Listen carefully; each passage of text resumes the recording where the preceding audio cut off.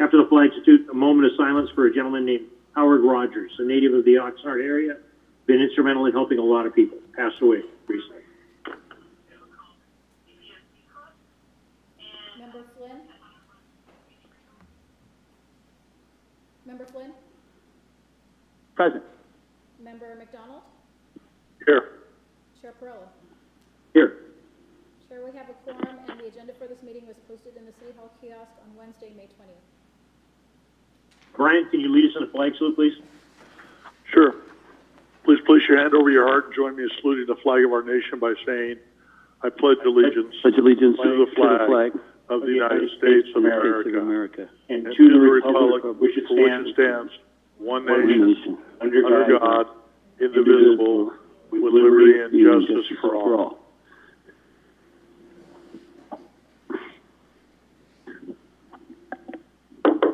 Okay, thank you. Are there any, I don't have any speakers or public comments for items not on the agenda, correct? Correct. Thank you. We'll move on to item number 1, C1, consent agenda, the approval of the minutes. Have the gentleman had an opportunity to review the minutes? Move approval. Okay, we have a motion. Second. And a second. Roll call, please, Madam Clerk. Member Flynn? Aye. Member McDonald? Yes. Chair Perrella? Yes. The motion Okay, to moving approve on. is 3-0. Okay, moving on to the first item on the agenda is reports, Public Works, subject special tax levy for Community Facilities Districts number 1 and number 2, Westport at Mandalay Bay. There is a recommendation. I'd request staff read the recommendation, and I do have a public speaker on this item when we come to that time.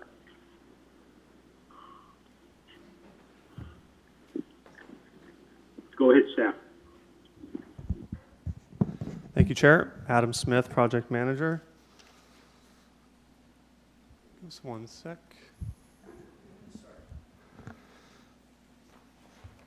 So the recommendation this morning for CFDs 1 and 2 would be to adopt a resolution setting a special tax rate within CFD number 1, which is Westport at Mandalay Bay. And number 2 would be adopt a resolution setting a special tax rate within CFD number 2. Pardon me, can the speaker identify themselves for the public and lawyer? Sure, Adam Smith.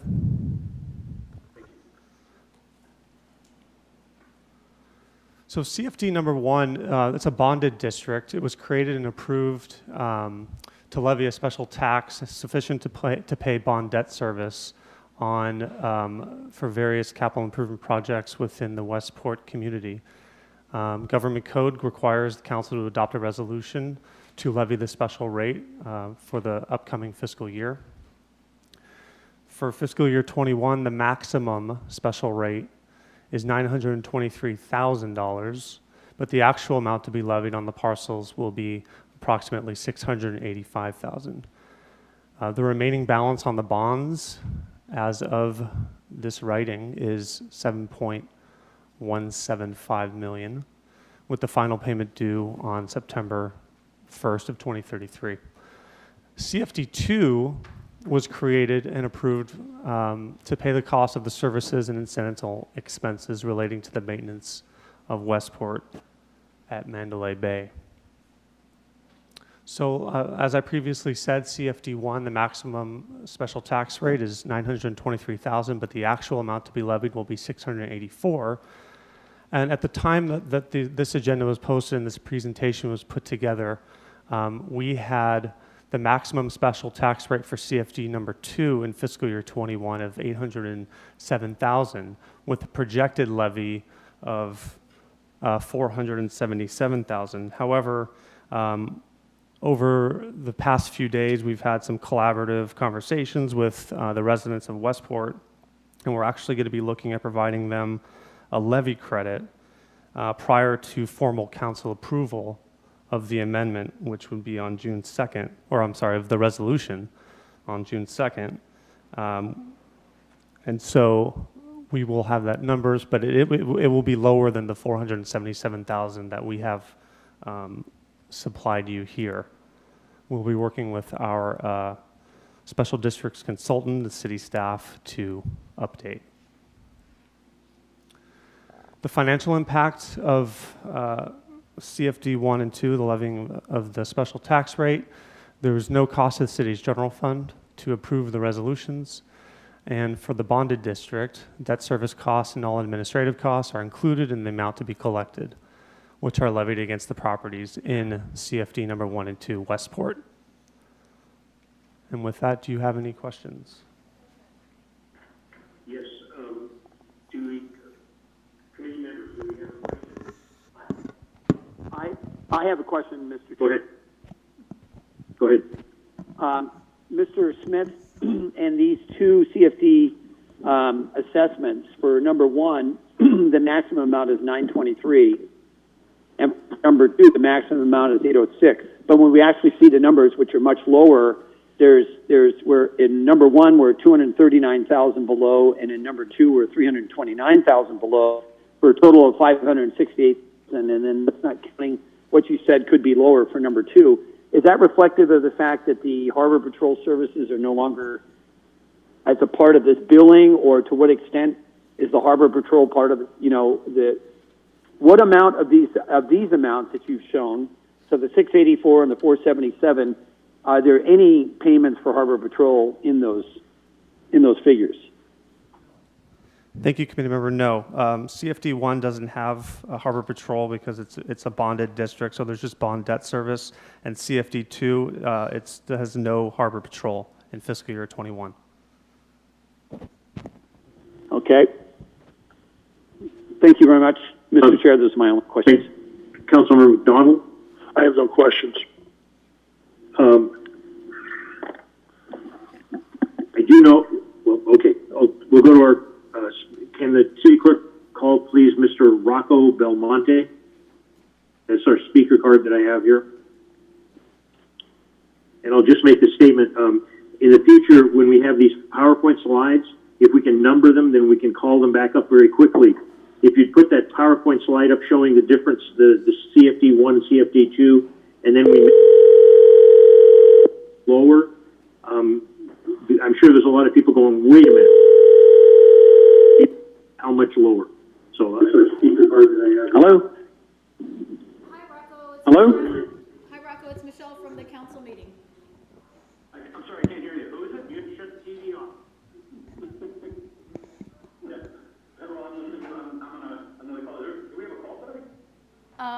This is Michelle from the Public Works and Transportation Committee meeting. You had signed up to speak for item D1. Yeah, but it sounds like it's Peter's. I'm on that meeting right now. If you could turn your TV off in the background, please, because there's an echo. There's a time delay. Hold on. Is that better? Okay.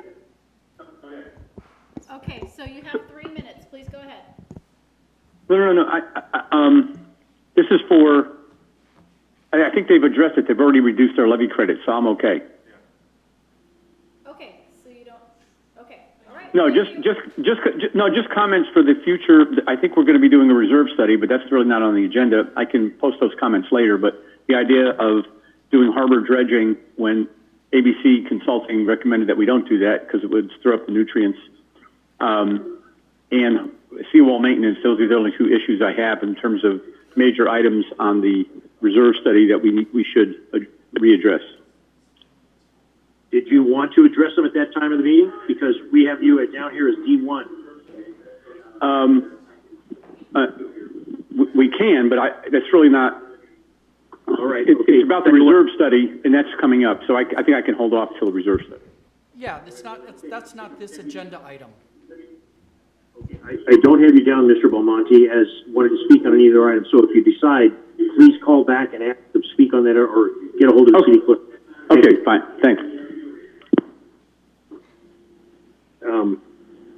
Okay. There's Madam Clerk. There is no other public comments on this item.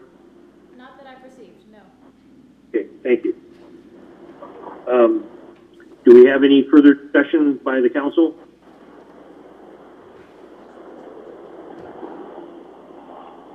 Or committee? Do we have a direction by the committee? Mr. Chair, if there's no further comment, I'll move the recommended action. Second. Okay, can we have a roll call vote, please, Madam Chair, Madam Clerk? Member Flynn? Aye. Member McDonald? Yes. Chair Perrella? Yes. The motion to Moving approve carries 3-0. Moving on to item D2. D2 is a subject of special tax levy for Community Facilities District number 3 and 4, Seabridge at Mandalay Bay. And I have no, as of this time, no speaker cards on that item.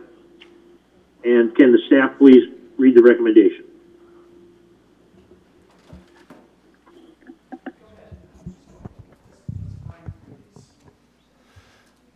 Thank you, Adam Smith, presenting again for CFDs 3 and 4, Seabridge at Mandalay Bay.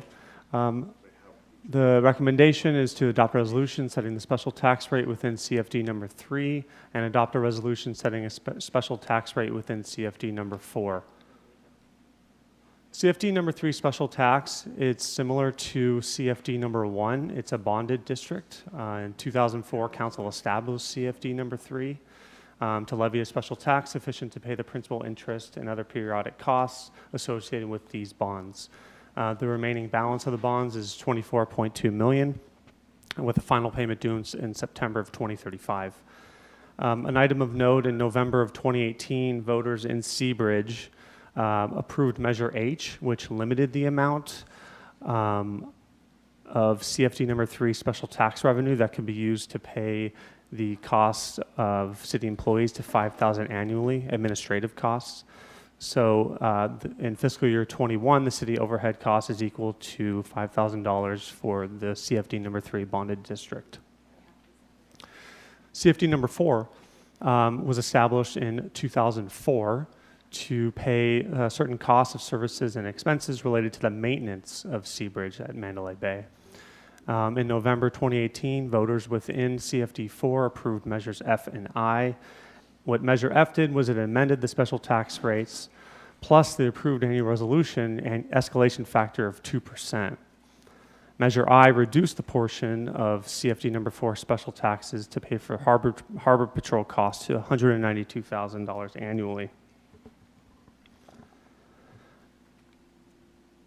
So CFD 3, the maximum special tax rate is $2.9 million, but the total amount of special taxes to be levied in fiscal year 21 will be $1.8. For CFD 4, the maximum allowable tax in fiscal year 21 is $1.2 million, $1.3 million approximately, with and the total amount of special taxes is, at the time of the writing of this agenda, we had the amount of special taxes to be $845,000. However, with a recently completed reserve study for CFD 4, the actual levy credit, or the levy, the amount to be levied will be $345,000, which will be updated before June 2nd council agenda to reflect the updated numbers on CFD 4. So there's no cost to the city's general fund for the approval of any of these resolutions. The debt service costs and all administrative costs are included in the amount to be levied, which are levied against the properties located in CFD 3 and 4. Thank you. Mr. Chair, if you don't mind, can we go ahead and also present on the next two districts? Because it's just a similar process for each of these. If you don't mind, I'd like to go ahead and just present the other two as well. All right, with the agreement of the other committee members, you okay with that? No problem. Sure. Okay, thank you. And I just want to make note, there is no PowerPoint presentation. So I hope that we don't do that again. And we number the pages on the PowerPoint. Go ahead, City Manager. Chair, there's one presentation for all of the CFDs, which is attached to D1 in your agenda. So for the next presentation will be on Community Facilities District 5, which is River Park.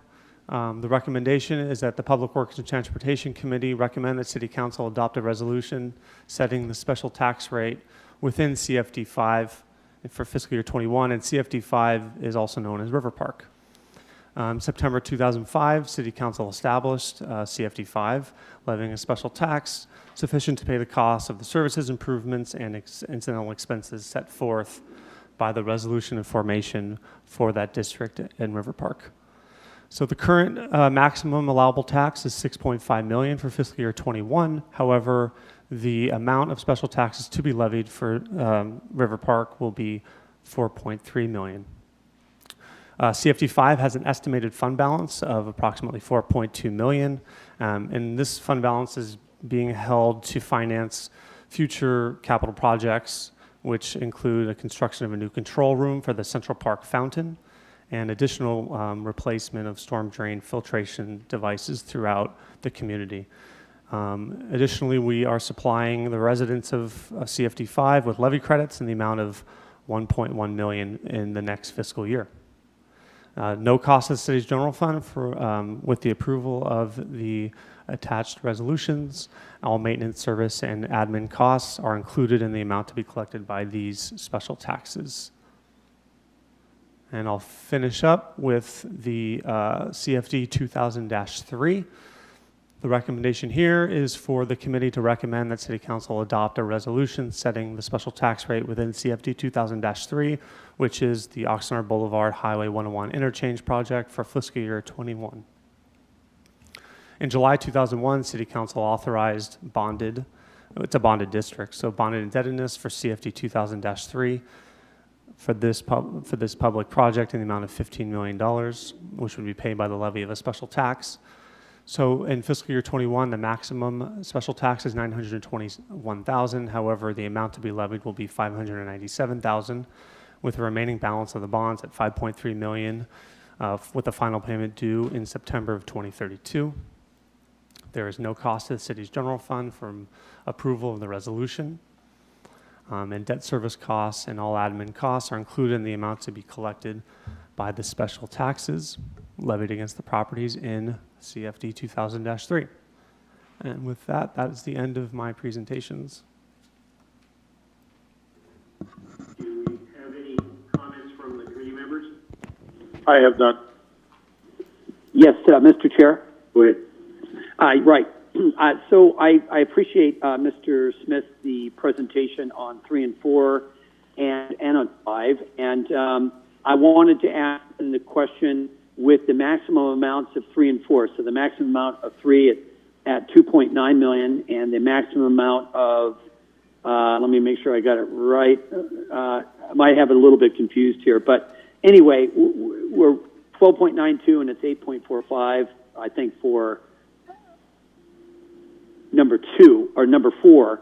So I might have that. I was writing them down as you presented them. I'm not looking at the slides right now. But there's, from the maximum amount and what we're levying here is about $4.5 million less. And you did mention the Harbor Patrol. So what I wanted to ask for 1 and 2 that I didn't, because it's more capital obviously oriented, is Harbor Patrol assets belong to the county. But we had some kind of a boat and a station and something like that. Is that, and we had it, that boat and station, when I say a boat and a station, a dock, that's what I'm meaning. We have a boat, or we've had a boat and we've had a dock, and it's right near Yolanda's in that shopping center there. And I don't know, does that have anything to do with any of these that you've presented here today? And that's the only capital asset that I know that we have of down there. No, it does not. Okay, all right. And then when we go to 3 and 4, my final question is the maximum amount that we can levy and the actual amounts that we're levying, there's about a $4.5 million difference, I think, approximately.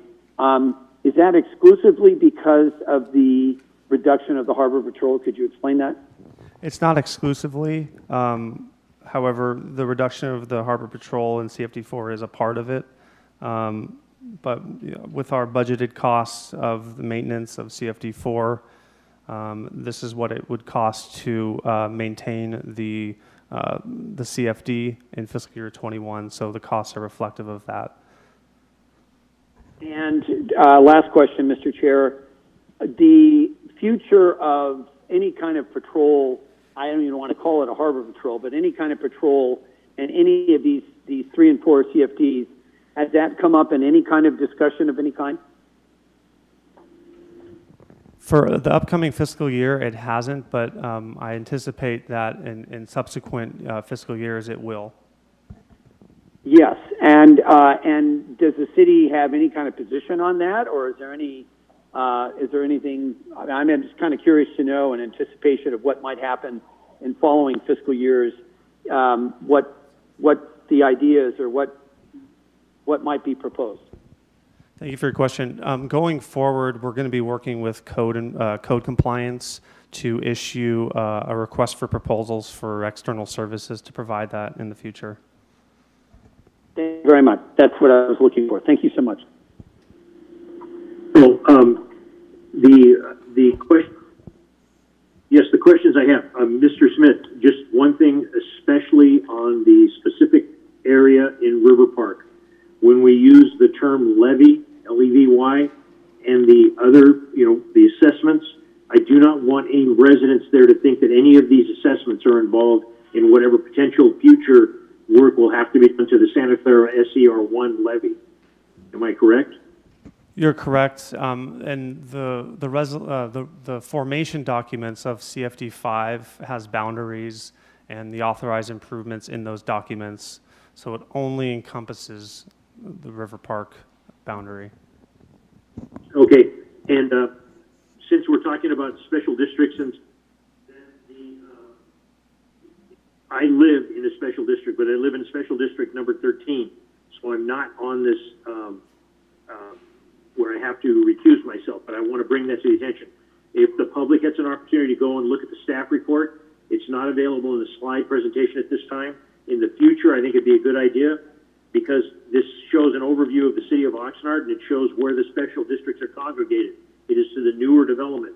Oftentimes, there are residents in the city of Oxnard, even though I represent one specific district, I get questions from people who live throughout the city of Oxnard, and when they question, how come there's no district, how come there's, I think sometimes it would be a good idea to have this picture presented to the public when these discussions are made, where these districts are located, and the people can come to their own conclusion, but a timeline was decided to create these things to help fund them to make these things happen with developers and electeds.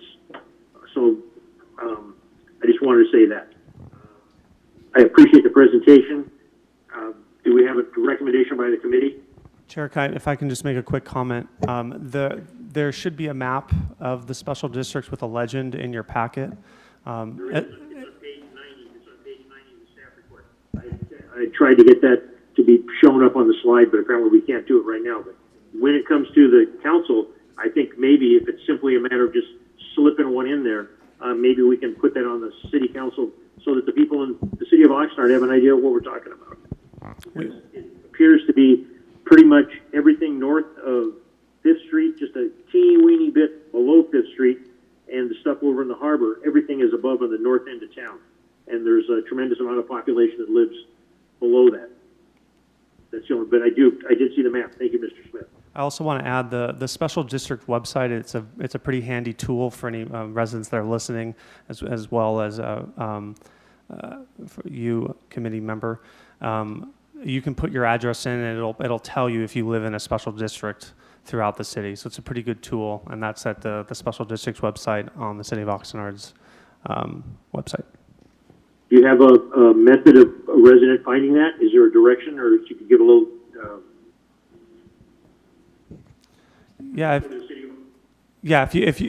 You can either do a Google search for City of Oxnard special districts, or if you go to the City of Oxnard's homepage and use the Public Works site, it's listed there as a division.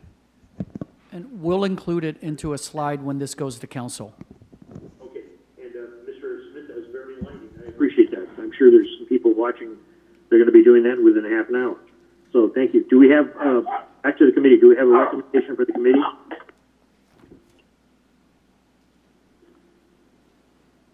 Move the recommended action.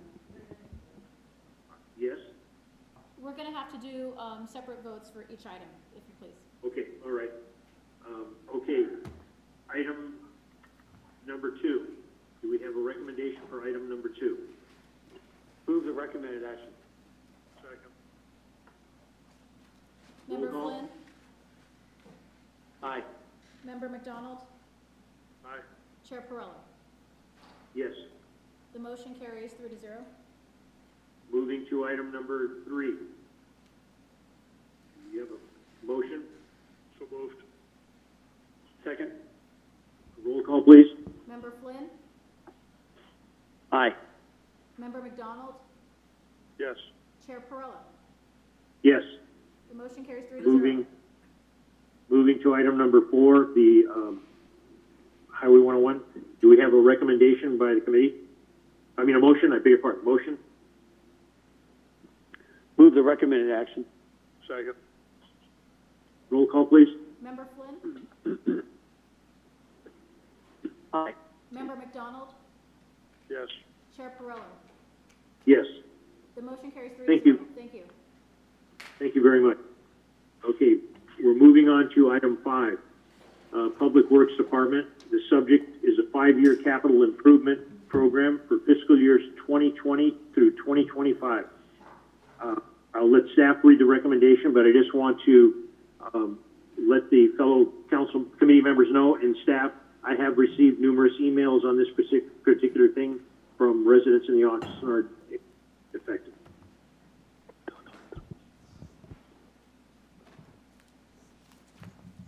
Thank you.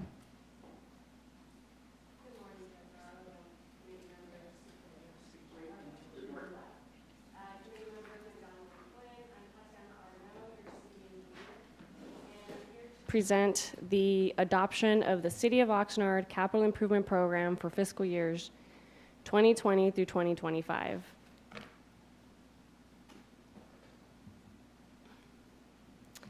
So the recommendation is that the Public Works and Transportation Committee recommend that the City Council approve and authorize, number 1, the fiscal year 2020 through 2021 projects to be selected from the proposed 2020 through 2025 City of Oxnard 5-year capital improvement program, and number 2, adopt the 2020 through 2025 City of Oxnard 5-year capital improvement program. So throughout this presentation, I will be providing you an overview of the capital improvement program, or what I'll otherwise now refer to as the CIP.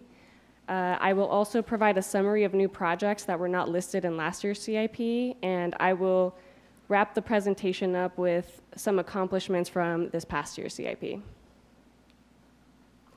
So to refresh your memory a little bit, the CIP is the city's plan to build or restore our facilities. I'd like to let you know that this does not address the maintenance work. Some examples of projects may include the construction and major alterations of buildings, information technology hardware, pipeline replacement, playground structure replacement, street rehabilitation, traffic signal hardware installation, and things like the wastewater plant electrical work.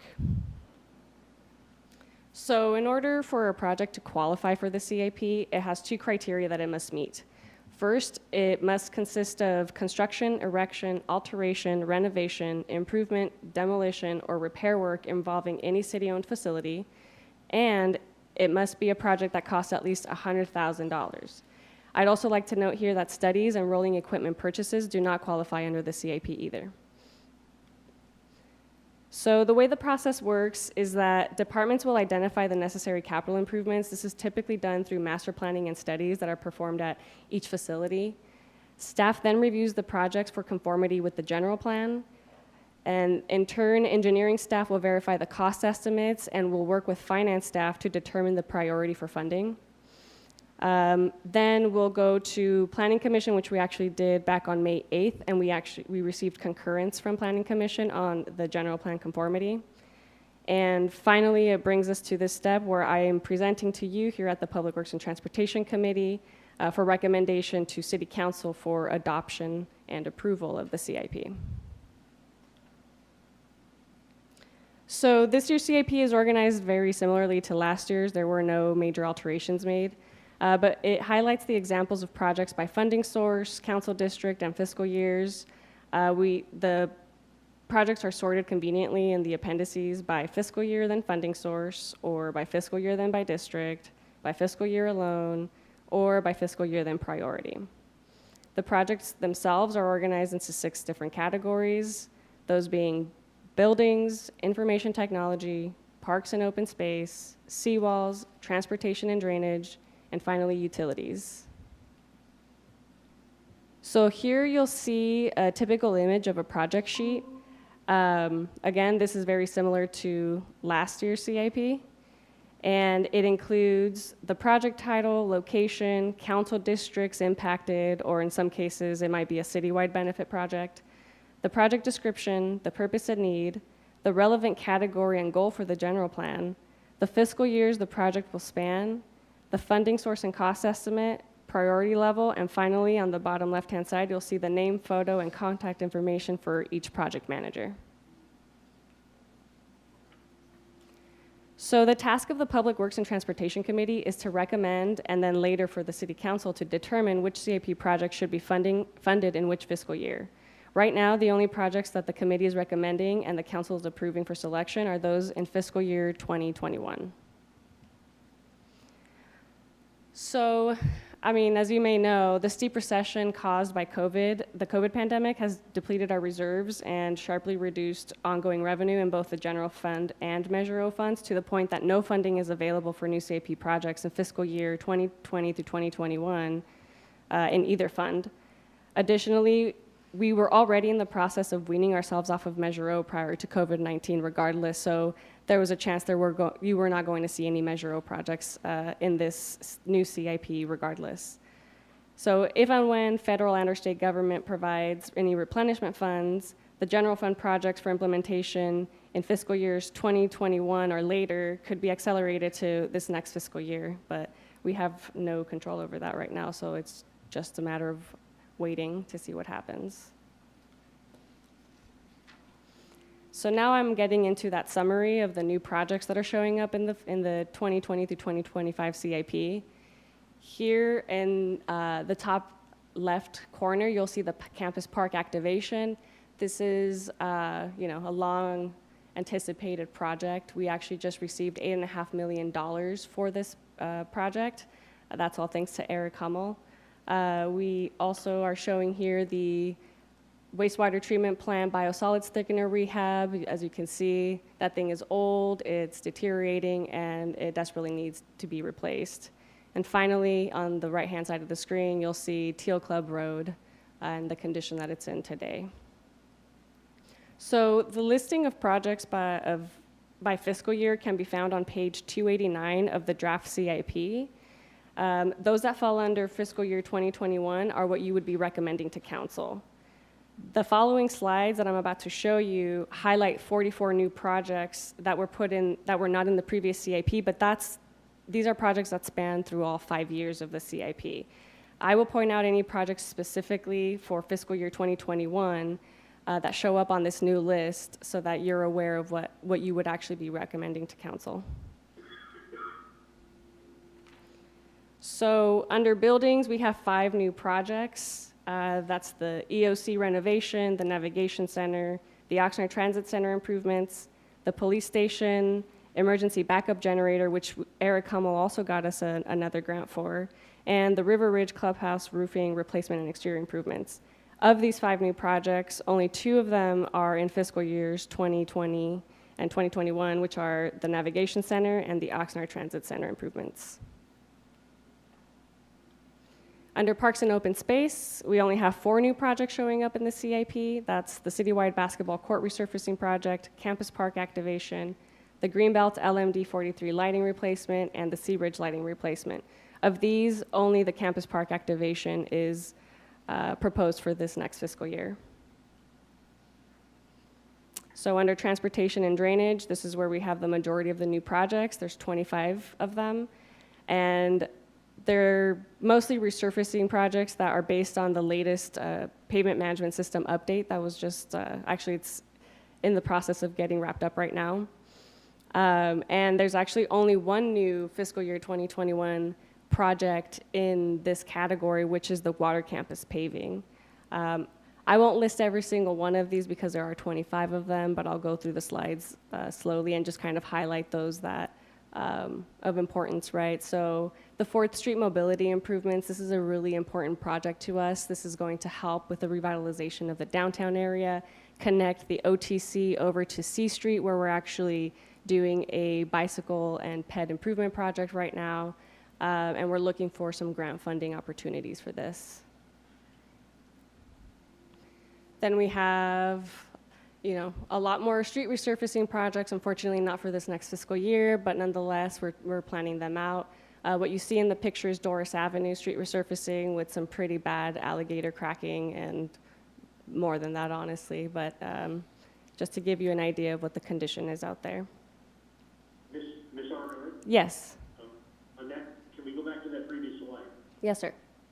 That does show alligator cracking, but it looks like there's a recession. Did the underlying street cave in, or not cave in, but, I mean, the base, the material under the street, was it done appropriately, or was that a project problem when the original street was put in? We don't know the exact reason why this happened, but yeah, it looks like there's some undermining under this. Is there a possibility that there could be some other party responsible, with the original contractor, or is there by chance of the city of Oxnard, a broken water line or an irrigation thing causing this to happen? We are not aware of the previous contractor doing this, but we will look more into it. As of right now, yeah, all we know is that it is being undermined and there's the alligator cracking. Thank you very much. And just, I'd like to say this to my other committee members. If you have a question, I know there's a tremendous presentation, very important. Please just speak up and ask your question. Go ahead and start. Thank you for the presentation. You're doing a hell of a job. Thank you, sir. Okay, so here we have Edison Drive street resurfacing. As you can tell, there's been a lot of traffic signal work done out here, as well as just some patchwork. And you'll see some alligator cracking happening through here as well. Here we have the infamous Rice Avenue. Well, this is in the commercial area that's adjacent to Rice Avenue, but it's just in as bad a condition as Rice Avenue itself. And then here we're showing a picture over in East Village neighborhood where we have tree roots coming out from under the asphalt, so that'll need to be taken care of. And we do have the listing of the water campus paving on this page, which is the only one out of the transportation and drainage category that will be, that is listed for fiscal year 2021. Ms. Everett, I have a question on that photograph of the roots. If we, and you've mentioned Mr. Hummel has done a hell of a job here twice, bringing in extra funds. I know that he's involved with the tree issue. If we take care of that tree, which is sitting right there in that photograph, by severing the roots, what is the likelihood of the trees dying to fix that street? And the only reason I ask that is we do a hell of a job of fixing streets, doing all kinds of stuff, and then a tree dies and people forget we fixed the street and the tree died and it was part of the problem to get along. How do we address that to this committee and to the residents? So what we typically do is we'll actually only prune the tree on the street side so that we can get the street nice and smooth again, and we'll add some root barriers in there so that hopefully it doesn't happen again. But the tree should survive. That doesn't mean that the tree's going to die. It still has plenty of health in it and life in it. The only times where we have to remove trees is if it's lifting both the street and the sidewalk, and it's presenting larger issues. But in this case, we would just prune it on the one side and put the root barriers in, and it should stay. Thank you very much. Yeah, and we always get our city arborist, Joe Perez, to take a look at each individual tree when we run into these issues, just to make sure. And typically speaking, if we remove a tree, we'll replenish it at some sort of rate. Sometimes at a rate of 3 new trees for every 1 tree that we remove. We'll just follow the recommendation of the city arborist on a case-by-case basis. Again, thank you very much. Compliment to your Public Works Department for the quality of presentation you're making up to this point, and that's extra information the public didn't know about, and I didn't know about it, 3 to 1. Thank you. Maybe I'm sure my committee members knew about that. Thank you. Okay, so under utilities, we have 10 new projects with the majority of them actually being listed under fiscal year 2021, and those include an arterial street cast iron pipe replacement project where we'll be replacing cast iron pipe in several arterials that will be followed by street resurfacing.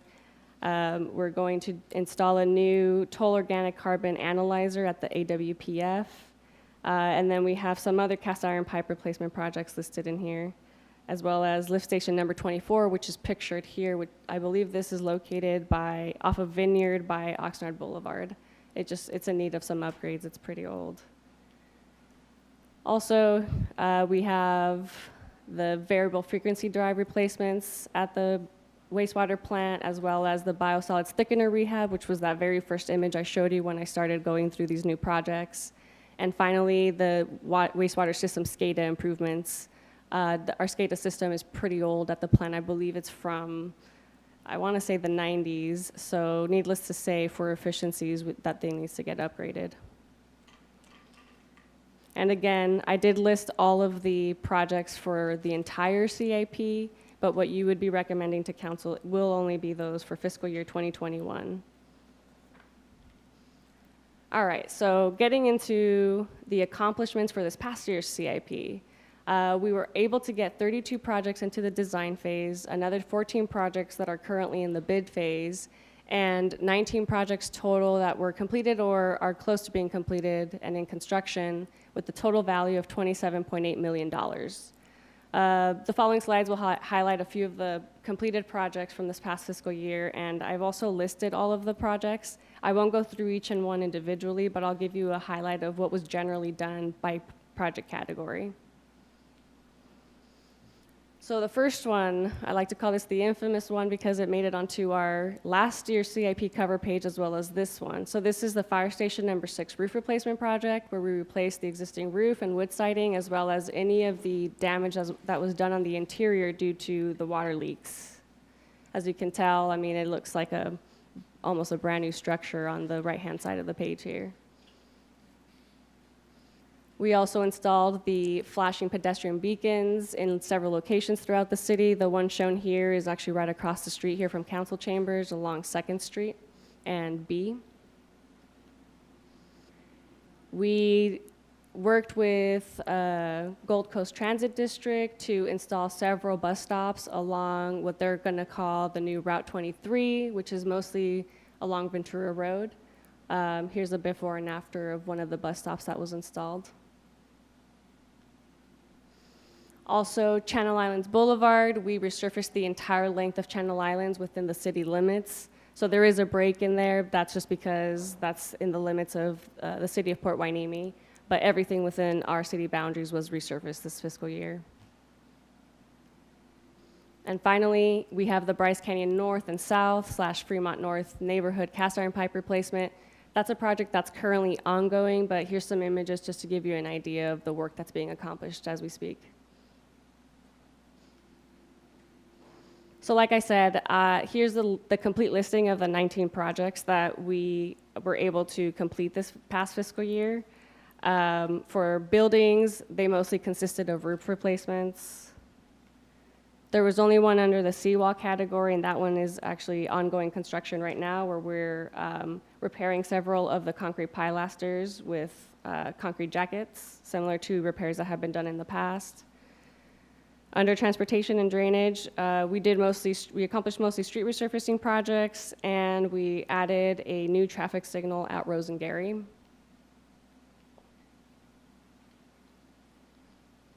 And finally, under utilities, we finished the cogeneration refurbishment of all 3 cogenerators.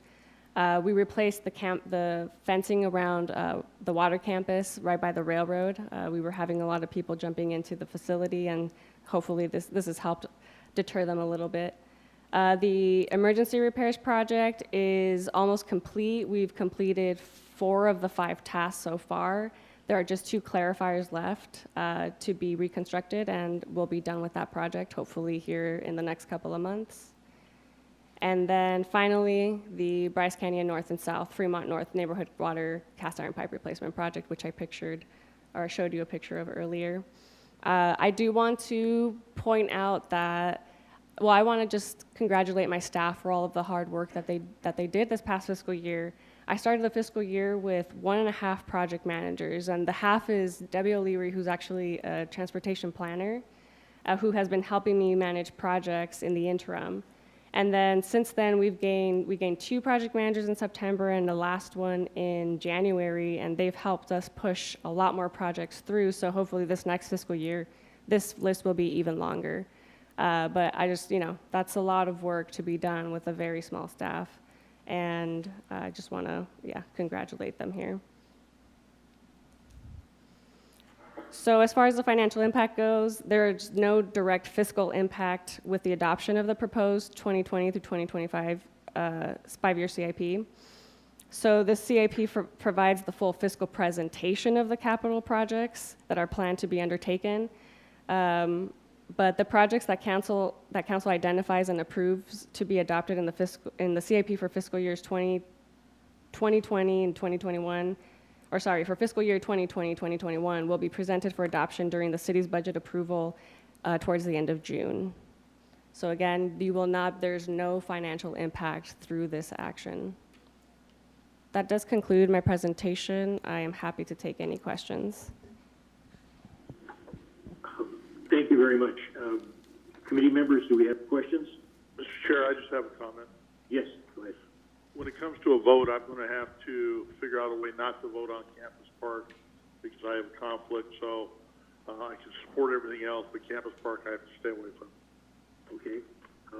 And I'm sure that City Attorney present will help us out and make sure everything's hunky-dory.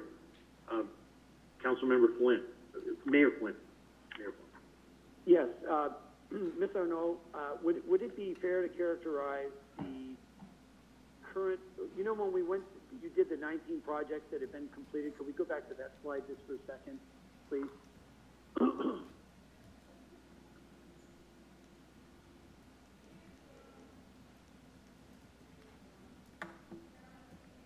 Okay, and it's completed or in construction, 19 projects. I remember from when we first approved the 5-year capital improvement plan that there were a lot of roofs that of a variety of city buildings that were at the very, very high priority list. How many of those 19 projects were actually roofs that are either completed or in the process of being completed? So out of those, we have fire stations 5 and 6, as well as the PAL Gymnasium, South Wing. We are also in design and actually almost complete with several others, which include the Colonia Youth Gym, as well as the South Oxnard Center, the Wilson Senior Center, and the Sturgis Annex.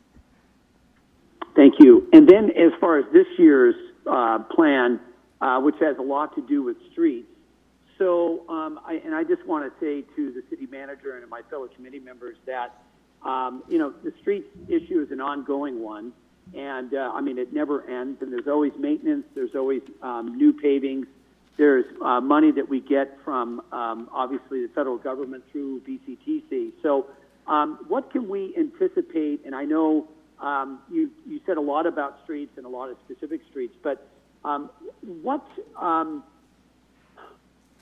are we anticipating any less federal money this year for street repairs? Yes, that's correct. We do anticipate a reduction in the gas tax funds coming in just due to less drivers on the road, right? And we are having to reprioritize some of our street resurfacing money to keep street staff on board here with the city. Last question, and thank you, Mr. Chair and Committee Member McDonald. What projects remain for Rice Avenue before that is completed? So Rice Avenue actually just went out to bid, and we're going to try to award that contract in July. Thank you. Is that the last project, Ms. Arnaud, with Rice Avenue, and what is that project? The Rice Avenue project, we're calling it a stopgap measure project because we know that the Rice and 5th grade separation project is coming in the next few years. which will have a lot of heavy loading on Rice Avenue. So if we did a full repair now, we know that that project is probably going to deteriorate faster than we would like. So for now, we're going to be doing what's called microsurfacing along Rice Avenue until the Rice and Fifth project is completed. Then we'll turn around and do an actual rehab of Rice Avenue thereafter. And I'm sorry, Mr. Chair, last question is, where I know at one point we had somewhere in the neighborhood of $50 million in alleys that needed to be paved. Where's that whole issue about alleys if it's not part of leftover from community development or some other funding source? What's the prognosis for that? So as of right now, I believe we have $500,000 scheduled each year for the next 5 years in the CIP to try to start tackling the alleyways. But we have to keep in mind that we're trying to prioritize those streets that have higher levels of traffic and whatnot to get done. So with the limited funding, it's very difficult to get to those alleyways. But we're trying to kind of figure it out with the $500,000 we have, which could take care of. I don't know, maybe half a neighborhood's worth of alleys at this point. I see. And in that context, Mr. Chair, I'll just say, without even asking for a reply, that this greening of the alleys project and making the surface area of alleys more permeable for runoff purposes, I think, I'd like to kind of see more about that, given the fact that Mr. Arnaud just said we have $500,000 budgeted each year, and I don't know if it's 50 million, but I remember 50 million. So if it's $500,000 out of 50, that would mean that we're on a 100-year, alley repaving plan. Obviously, far beyond any of our lives, but I would hope that we could actually see those alternatives and exactly what they are emerging from a big picture perspective. Thank you very much. Thank you. If we can keep that slide there for a moment and then later go to slide 28.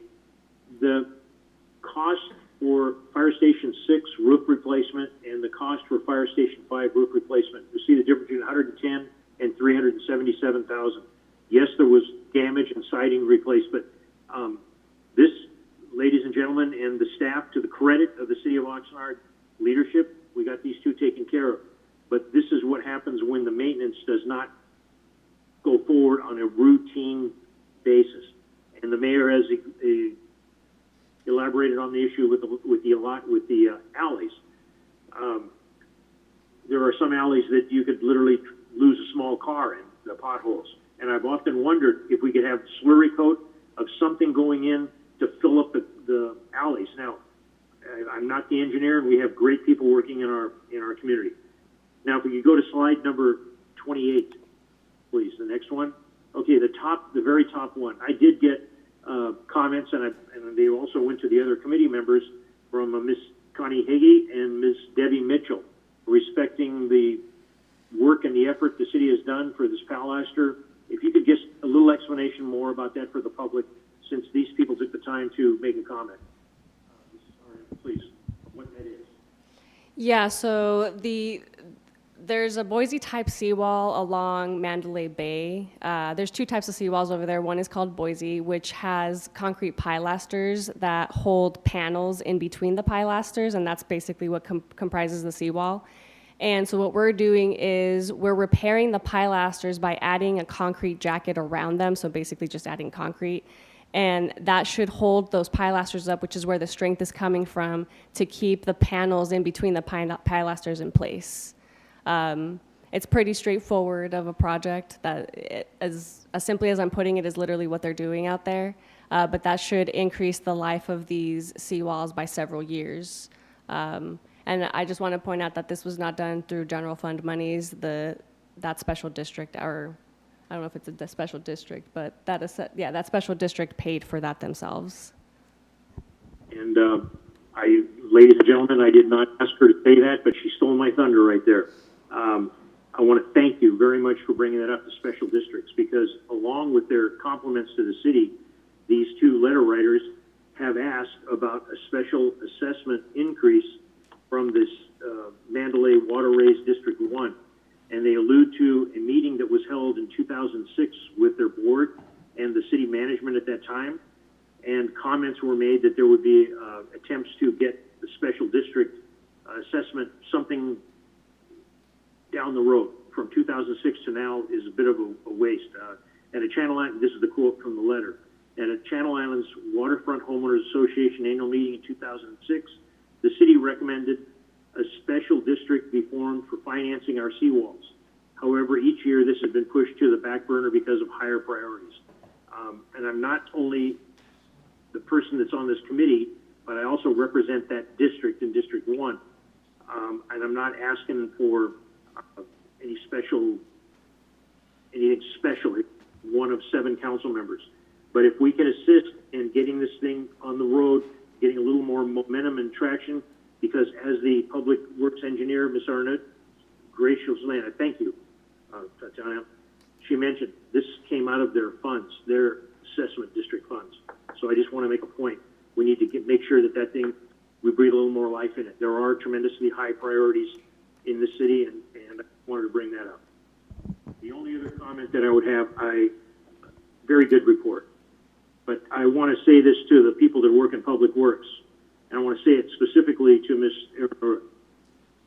I apologize for destroying the pronunciation of your name. I've worked for a lot of different people, and I've worked alongside people that have worked for a lot of other people. Today you heard the young lady giving the report compliment the people that were working for her and the accomplishment they did. And where I come from, they call that sharing the credit, sharing the glory. There's a lot of places that never happens. That's a compliment to the people that are working with her, and it's a big compliment to her. I want to thank her for doing that. Those are the only comments that I have. Do we have a recommendation of the committee? Move the recommended action. Mr. Chair, I'll second, but I have to abstain on Campus Park. Do we have any specific wording that the city attorney would recommend for that to protect and hold whole Mr. Harmless, Mr. McDonald? Chair, it's Tara Mazzanti, Assistant City Attorney, and no special wording at this point. It's just if committee member McDonald believes he does have a conflict, then it's best just for him to not vote on the item. Okay, then in that case, if Mr. McDonald is okay, I'll second the motion. If you're okay with that, Mr. McDonald. Okay. Okay. Thank you, Ms.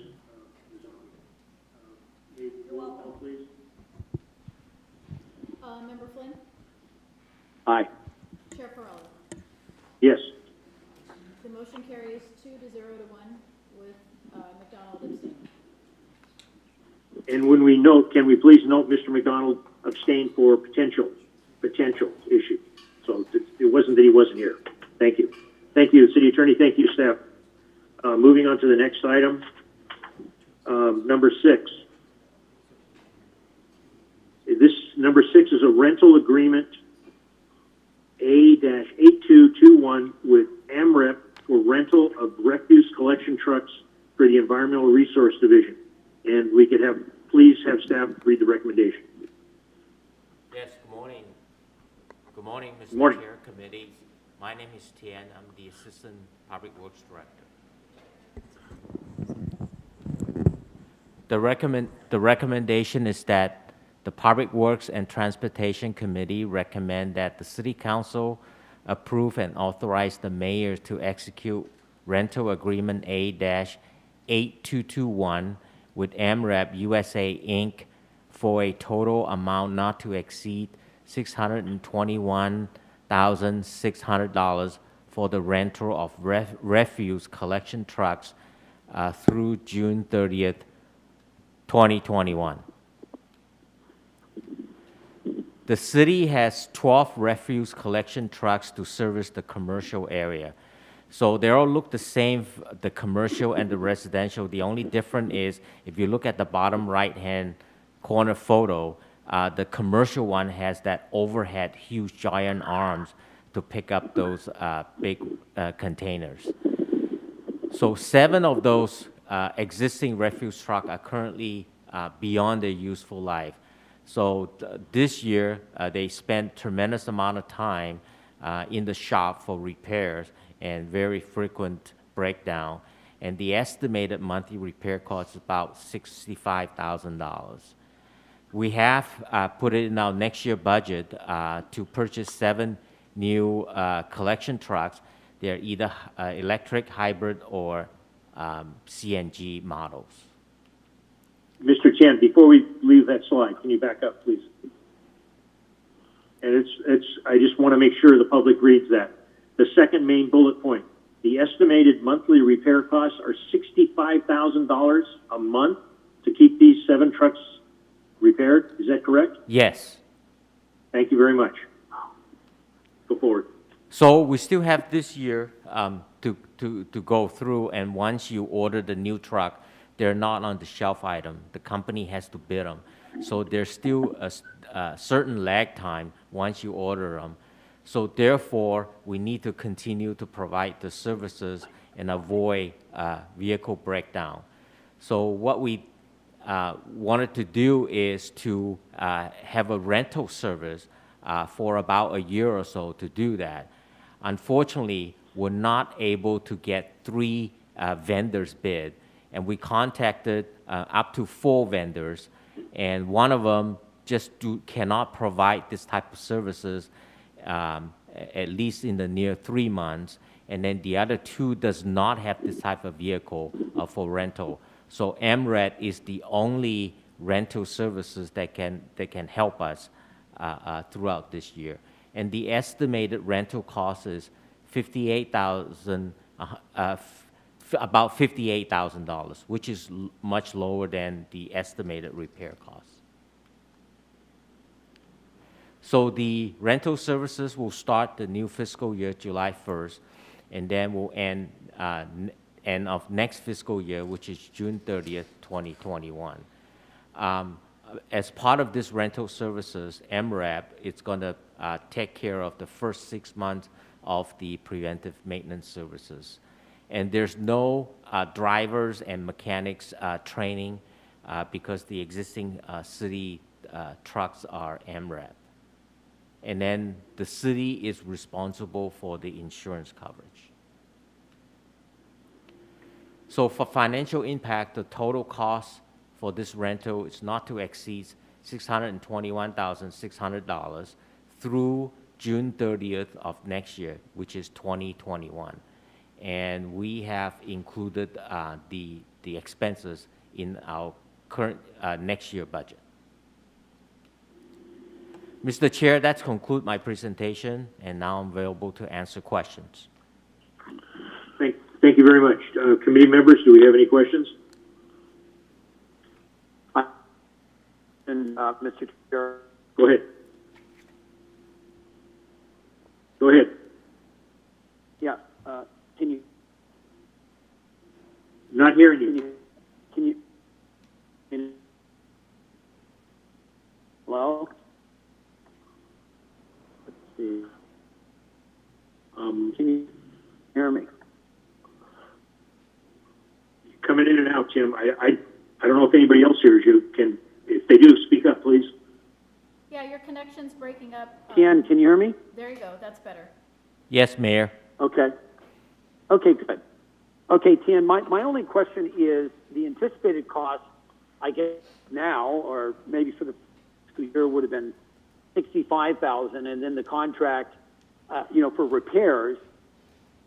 I mean, would that? I mean, because the vehicles and the trucks would be getting older, would those repair costs hypothetically be going up over time beyond 65? Yes. If we were to keep and take a do-nothing positions until the new truck is here, the $65,000 is just an estimate. Yes, at any given time, if there's a major structural damage, that number will go way up. I see. Mr. Chair,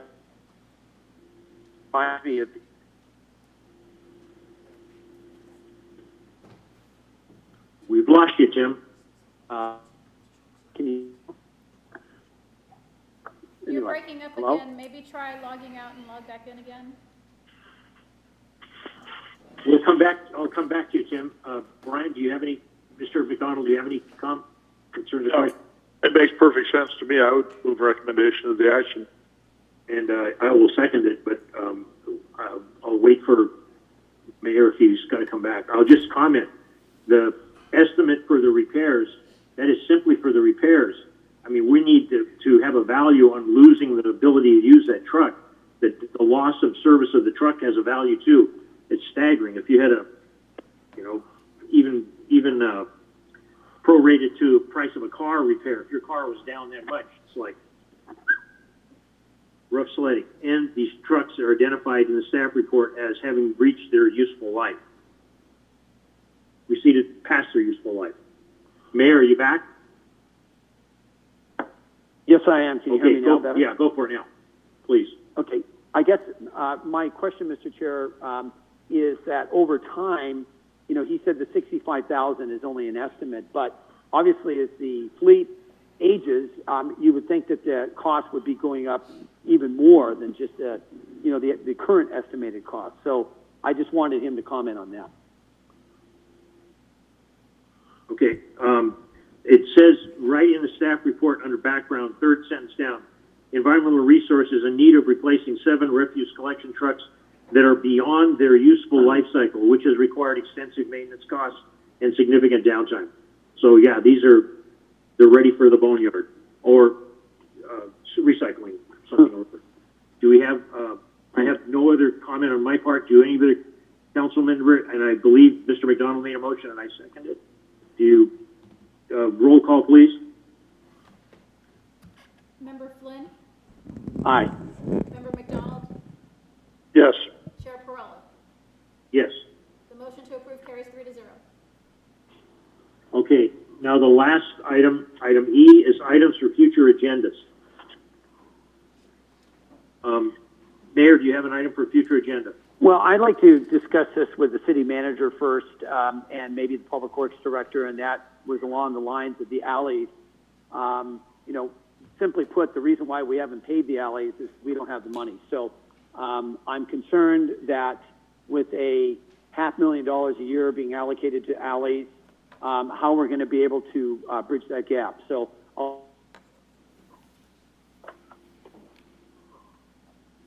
Is that they say maybe have a future agenda item brought before the committee. okay? Councilmember McDonald? Nothing. Nothing. Okay, I'd like to bring a couple of things to the committee's attention and request that we consider them.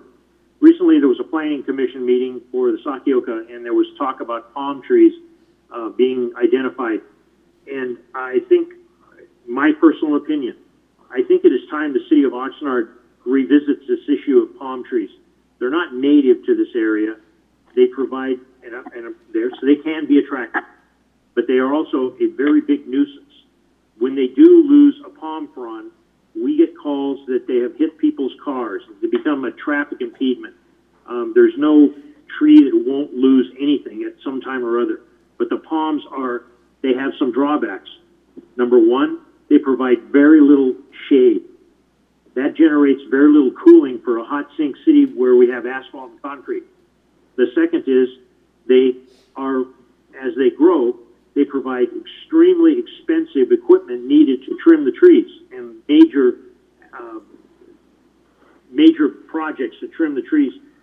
And it seems like overnight the fronds can die and it looks like nobody's taking care of them. I can use that example on Gonzales Road right now, that there's a tremendous amount of work and effort. And I think that the city of Oxnard needs to reconsider doing away with, to consider the palm trees. And we have them listed in certain areas. If you're going to put a project in, you have to put palm trees in. And having been down at the beach and looking at some of this stuff, right here on C Street, right around City Hall, and other areas of Oxnard, I think this needs to be revisited. That's number one. Number two, the issue of the rail line and Interstate 5. I would like to get a report, just how far are we from having anybody take responsibility of putting the rail back in service to go from the harbor all the way to Interstate 5, which would then potentially assist us in other areas. And one of the areas that it could assist us is a rail spur to bring refuse from other areas to our MRF. And those are my main things. The issue that I'd asked for in the past, and I appreciate Mr. Yanis, he's gotten back to me. Brian, I've yet to get Mr. Yanis. I have to get back to you more on the specific things about certain streets in the Oxnard Shores area.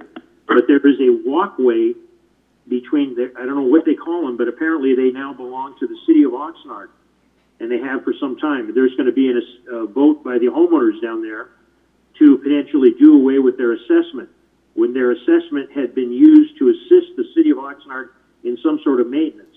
I intend to start paying much more focused attention on some of these walkways and the problems involved, because some of the problems involved, they're not the city's responsibility in my mind. They're not caused by the cities.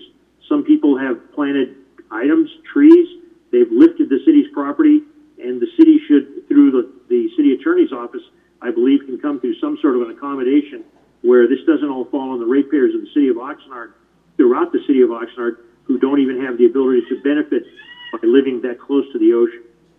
So those are just my concerns. And again, this was a good meeting. Mr. Chair, just a quick comment. Yes. In regards to the rail line, you're probably talking about the Montalvo spur splitting off towards Santa Paula. That's owned by UP, part of it, and the rest of it by Ventura County Transportation Commission. And it terminates in the area of Fillmore. Beyond that, there is no direct connection or track to continue out to Interstate 5. So that's, if we're going to discuss that, we would need to include Ventura County Transportation Commission. Okay, I'm thank you for that information. I'm willing to do that, because I do know that at one time the Santa Clara River took out a small portion of the rail, and from then on, I don't ever recall the trains going past Fillmore Pyru. And I'm with more and more, and I know Brian and Tim, you guys you have to be getting the same calls. I get more people calling, well, how come the trains are blowing whistles? How come this? How come that? There's business coming to our area. And if we could get the business going on the rail to Interstate 5 by whoever, or we can partner with you. Mr. Chair? Yes. Mr. Chair, we can discuss this later, but you're way beyond the agenda now. You're like getting into discussion here. This is meant for just future agenda items. I'm sorry. Okay, thank you. So I want to make sure that we do have something coming back to what do we need to do to get a rail line to I-5, and whose partner what do we got to do? What has the city got information? And thank you. With that, unless there's a comment by the general manager or the city attorney on this to add to any of the discussion?